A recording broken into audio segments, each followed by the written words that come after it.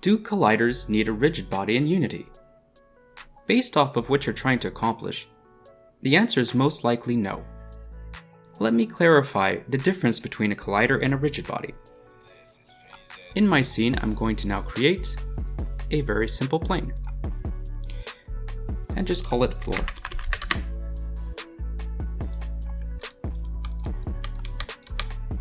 There we go.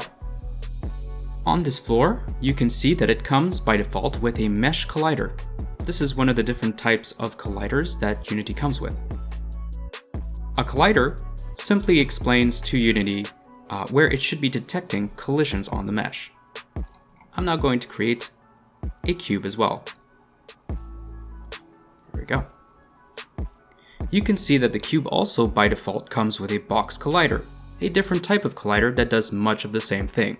It detects collisions. If I click on play now, you can see that neither the cube nor the floor moves. This is because none of them have any physics applied to them. To have some physics applied to it, what I'm going to add now is the rigid body component. If I click play once more,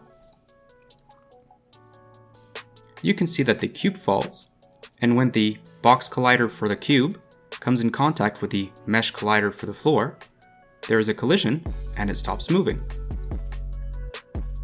Likewise, the opposite question, does a rigid body need a collider, could be answered by simply saying no. However, if you turn off the box collider, the physics no longer has any collision to detect, so it simply passes through everything.